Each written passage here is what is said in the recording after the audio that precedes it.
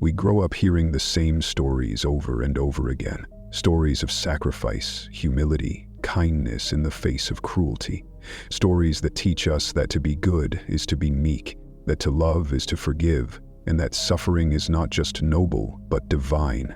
And at the center of these stories stands one man more than any other: Jesus.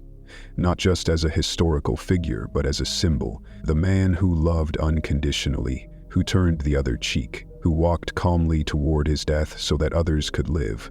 For billions, he is the highest ideal of what it means to be human. But what if that very ideal is the problem? What if Jesus, far from being a model of strength and wisdom, represents a turning point? A moment in history when humanity began to lose something essential.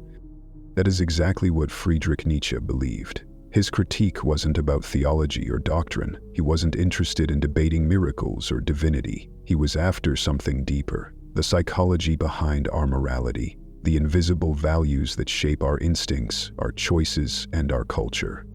For Nietzsche, Jesus was not the problem in himself, but the embodiment of a deeper illness, a symbol of a morality that worships weakness, that fears power, and that teaches people to shrink away from life rather than to embrace it. In Nietzsche's view, Jesus was not a hero.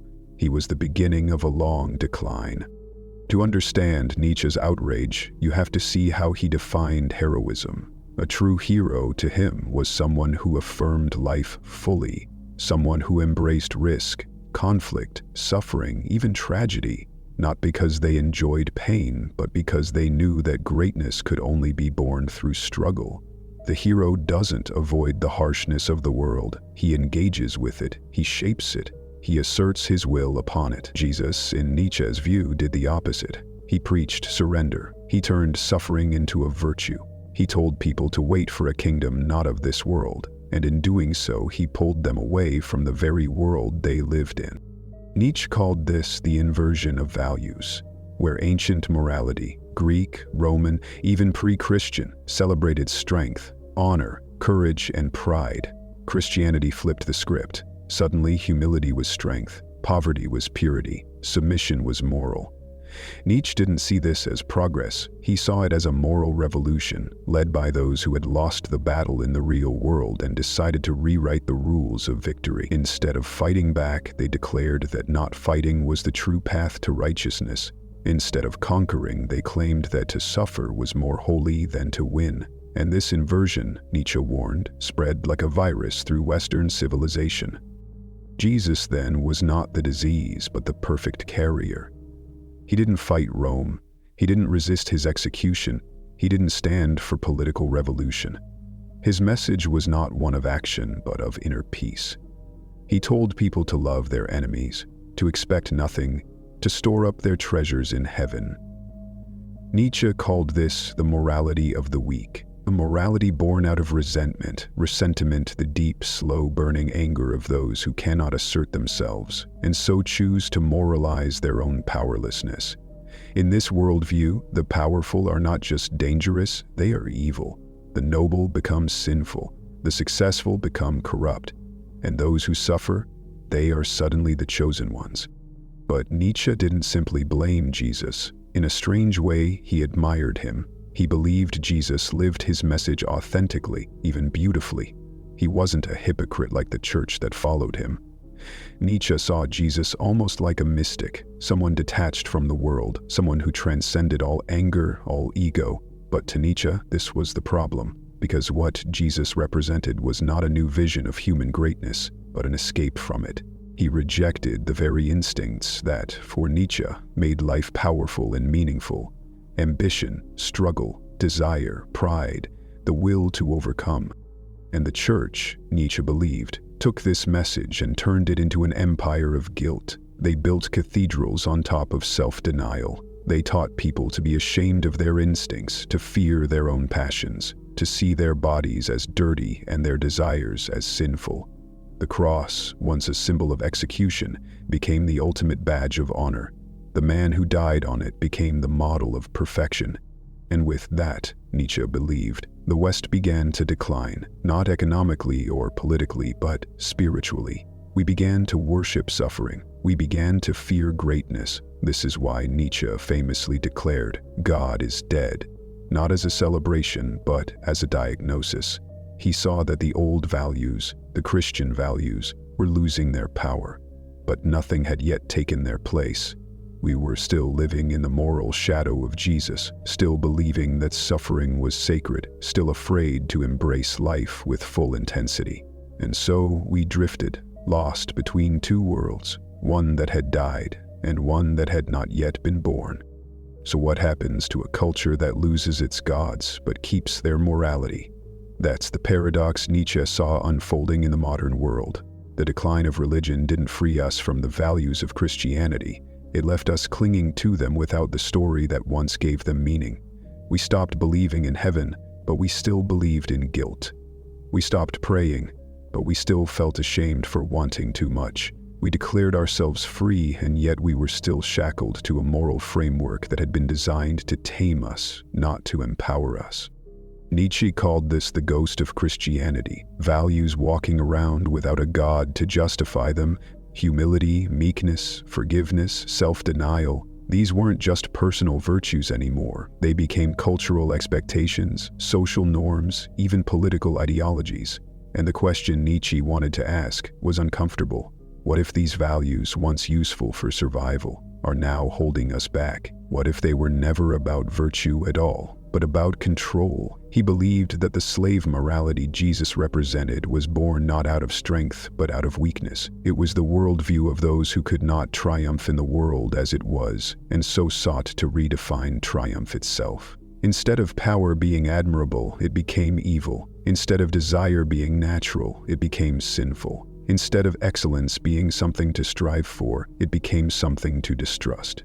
And the masses, comforted by the idea that their suffering gave them moral superiority, embraced it with open arms.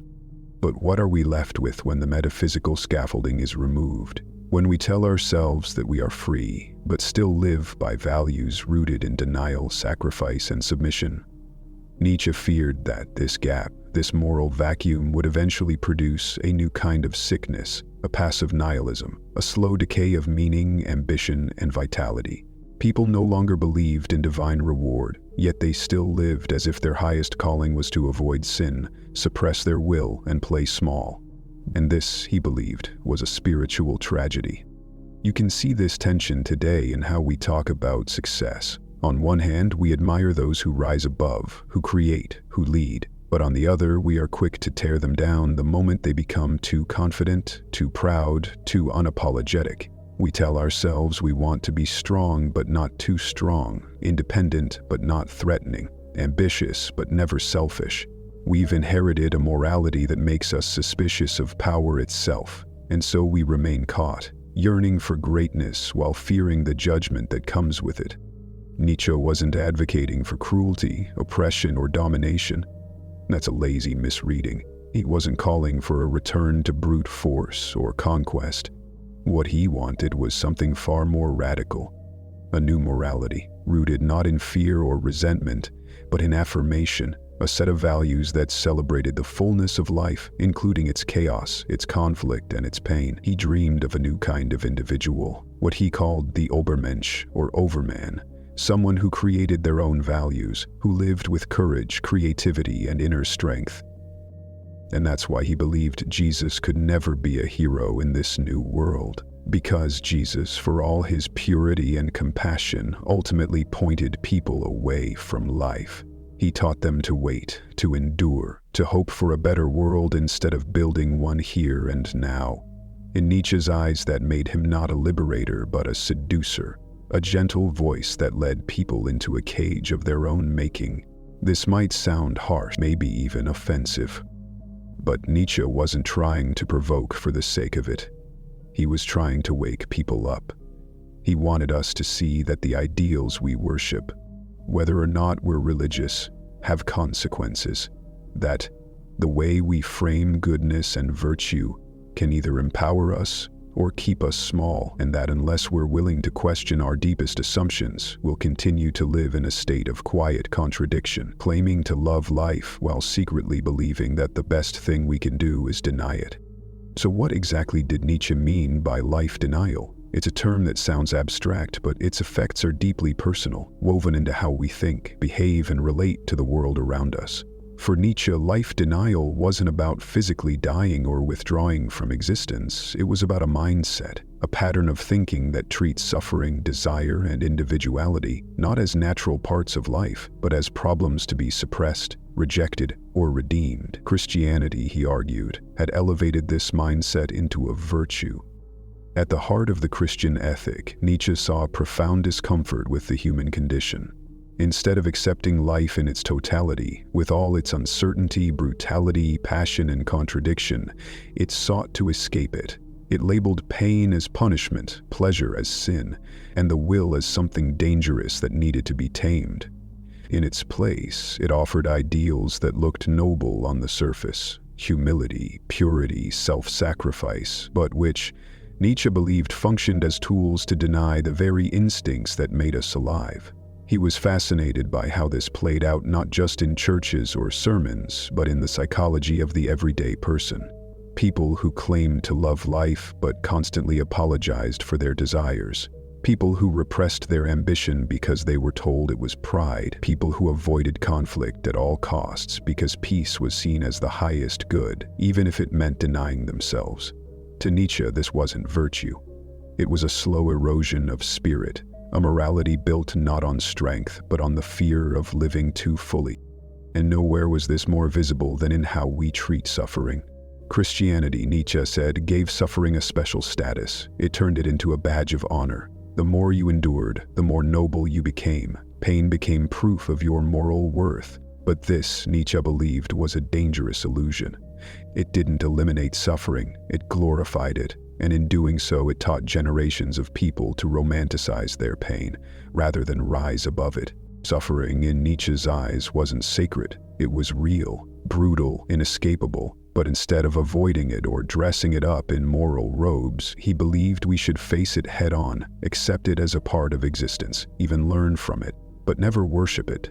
That was the tragedy of Jesus, in Nietzsche's view. Not just that he suffered, but that his suffering became the template for what people believed a good life should look like: a life of sacrifice, of meekness, of turning the other cheek, even when the world was unjust. This, Nietzsche thought, created a culture of passivity, a kind of spiritual sedation. Instead of encouraging people to transform the world, to assert themselves, to create meaning through action, they were told to wait, to hope, to endure, to be good in the face of evil, and to trust that their reward would come later. But what if there is no later?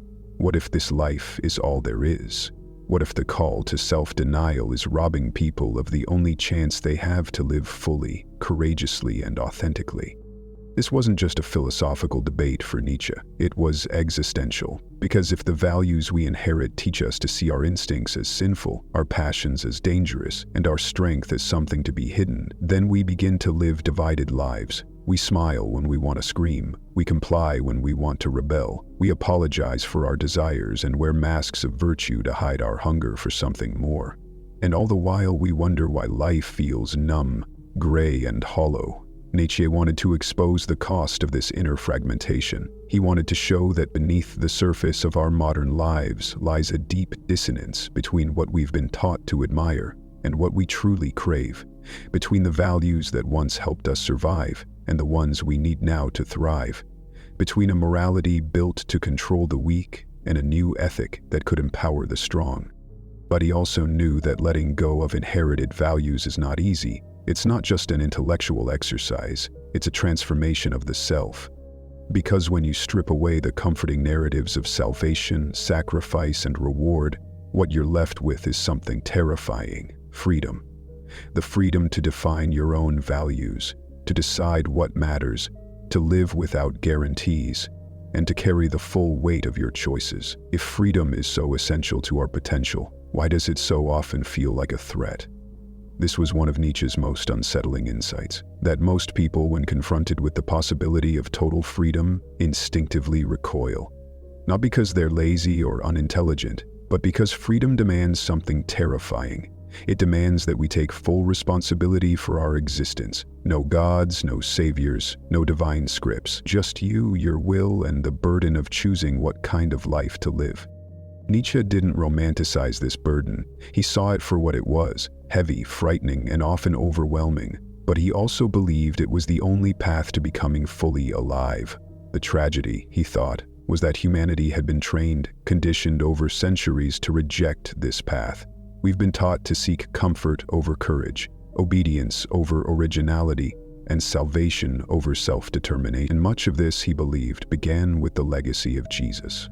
Think about how Christianity frames human nature. From the very beginning, you're told that you are fallen, broken, in need of saving, that your instincts are dangerous, that pride is a sin, that the greatest virtue is submission to God, to moral law, to the example of Christ. What this creates is a person who is not encouraged to grow but to confess, not to become strong but to repent, not to transform the world but to wait patiently for another one. This is what Nietzsche meant when he called Christianity a slave morality. It's not an insult, it's an observation. He argued that the values we associate with goodness, humility, meekness, self-sacrifice, arose from those who lacked power, and rather than admit their powerlessness, they redefined it as virtue. I don't fight back because I'm morally superior. I don't desire wealth or status because I suffered, therefore I'm good. These weren't truths, Nietzsche believed. They were coping mechanisms. And at the center of this inversion of values stood Jesus, the suffering servant, the sinless scapegoat, the one who turned his own death into a cosmic gift. But for Nietzsche, this image of holiness had a price. It replaced the heroic with the passive, the creative with the obedient, the self-affirming with the self-negating. Instead of celebrating the individual who dares to shape their own destiny, it exalted the one who gives himself up entirely. What's more, this moral framework didn't stay confined to religion. Over time, it seeped into culture, politics, education, and psychology. The idea that virtue lies in denial, that it's noble to suppress desire, that self-sacrifice is the ultimate good, these beliefs became so embedded in our worldview that we stopped questioning them. They became the background music of our moral consciousness, but Nietzsche was determined to turn off the music and listen to what silence had to say. And what he heard in that silence was the voice of the individual, the unfiltered, unashamed, unrepentant human being who chooses to affirm life rather than flee from it. This is where his vision of the Übermensch, or Overman, begins to take shape, not as a superhero or a tyrant, but as someone who has overcome the inherited morality of their time, someone who dares to create their own values, not out of rebellion, but out of necessity, because the old values no longer serve life, they suppress it. To Nietzsche, Jesus may have been a beautiful soul, but he was also a symbol of this suppression, a figure who inspired love, yes, but also guilt, who brought hope, yes, but also shame, who offered peace, but only on the condition that you silence your hunger, your rage, your lust, your ambition. Nietzsche didn't hate Jesus as a person. What he opposed was the idea that this figure, meek, wounded, self-denying, should be the ideal to which all human beings must aspire.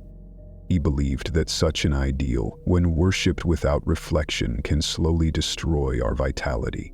It teaches us to distrust our instincts, to avoid conflict, to suppress what is wild and untamed within us, and in doing so, it leaves us hollow, disciplined perhaps, but not truly alive, morally obedient, but existentially adrift.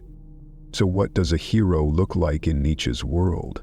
If Jesus, with his self-sacrifice and denial of earthly desires, is not the model, then who is? The answer lies in a figure Nietzsche returns to again and again, the one who says yes to life, the person who doesn't ask for forgiveness or permission, the one who doesn't look to heaven for validation or to society for guidance, but who becomes their own compass. Nietzsche's alternative to the Christian ideal is not someone without suffering, but someone who does not worship it. He rejects the glorification of pain as a path to holiness. Instead, he embraces pain as an inevitable part of existence, something to be understood, endured, and even transformed. The hero, in Nietzsche's eyes, is not the martyr who bleeds for others, but the creator who builds in spite of chaos. It's the person who doesn't collapse under the weight of suffering, but who uses it as fuel to craft a deeper, more personal meaning. He believed that every human being contains the raw material for this transformation, but most people never tap into it. Why? Because they are too afraid to let go of the values that keep them safe. We cling to what we've been told is good, not because we've tested it and found it meaningful, but because it gives us structure, identity, belonging. Nietzsche saw this as a kind of moral comfort zone, a prison with soft pillows. To escape it requires a terrifying act, the abandonment of certainty. You stop relying on ready-made rules. You no longer see yourself as broken or fallen. You take off the comforting layers of inherited morality and ask, what values do I truly believe in, not because they were handed to me, but because I chose them? This is what Nietzsche means by the revaluation of all values. It's not a rejection of morality. It's a reinvention. This process is not easy. It's not clean. In fact, Nietzsche warned that it would be violent, internally at least. You will tear down old beliefs and experience something like death. The death of who you thought you were. The death of the version of yourself that played by the rules to earn approval, love, or salvation. But this death, Nietzsche insists, is not the end. It is the beginning of becoming who you truly are. And here is where Nietzsche's deepest challenge lies. He doesn't want you to trade one dogma for another. He doesn't want to become your new prophet. His philosophy is not a new religion, it's the end of needing one. What he offers is not comfort, but clarity, not certainty, but strength. And at the center of it all is a single question: can you live without illusions? This question forces us to look at the role Jesus plays in our moral imagination, not as a historical figure, but as a symbol. What do we lose if we stop seeing him as the model of virtue? More importantly, what do we gain? Nietzsche would argue that we gain the chance to be fully human, not half-souls waiting for salvation, but complete beings with the power to shape their own values, their own goals, and ultimately, their own lives. But here's the paradox. Nietzsche knew that not everyone is ready for this. In fact, most people aren't. The burden of total freedom is too heavy. The anxiety of creating meaning from scratch is too overwhelming. That's why many continue to follow ready-made belief systems, moral frameworks, and savior figures, not because they are wrong, but because they are easier.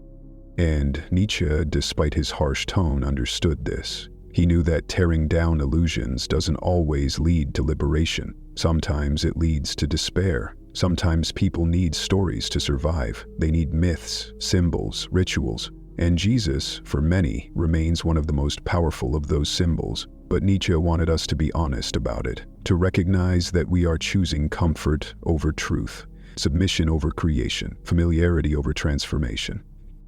So the choice he presents is not between Jesus and Nietzsche, or between religion and atheism. It's a choice between dependency and authorship, between living according to a script or writing your own, between borrowing meaning or building it. And that's a choice only you can make.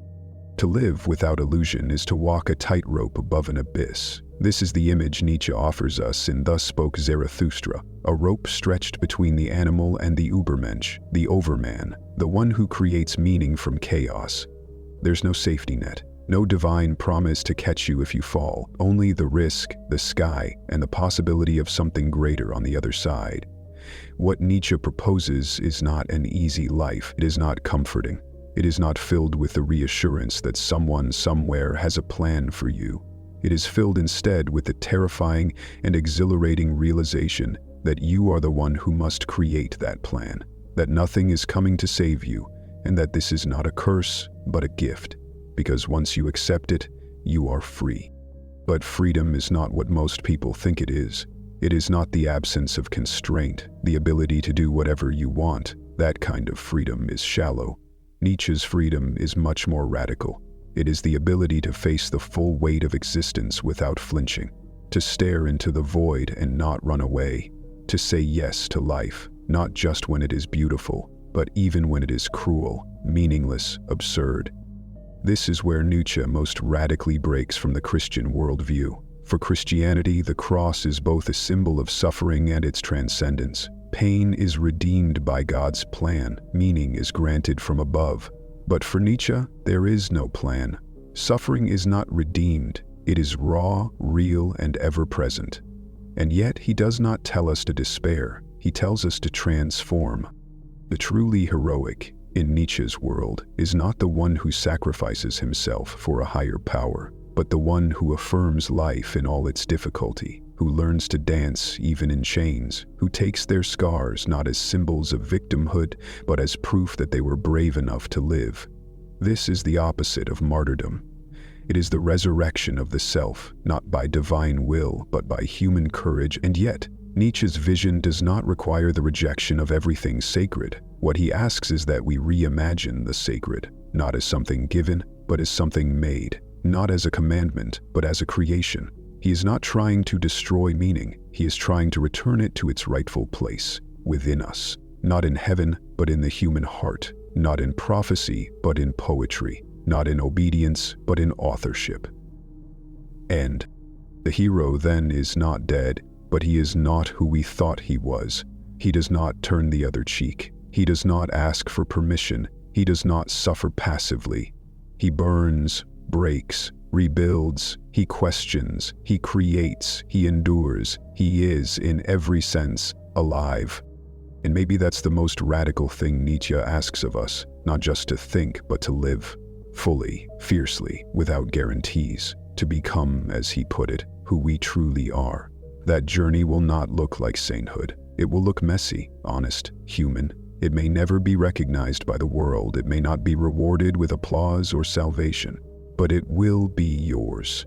So what happens when we let go of the image of Jesus as a hero, when we stop measuring goodness by submission and humility and start measuring it by depth, courage, and creation? We are left with a world without saviors, but not without hope, because in that space, something else begins to grow. Not a doctrine, not a system, but a life. Yours. Nietzsche did not offer answers, he offered a mirror, and in that mirror, we are asked to see not who we've been told to be, but who we might become if we stopped waiting for someone else to redeem us, if we stopped seeing suffering as noble and started seeing it as fuel, if we stopped worshiping sacrifice and started living with intention. Perhaps that's why Nietzsche's philosophy continues to provoke, challenge, and awaken, because it doesn't let us hide. It doesn't let us cling to heroes. It demands that we become our own. And maybe, just maybe, that is the most heroic thing of all.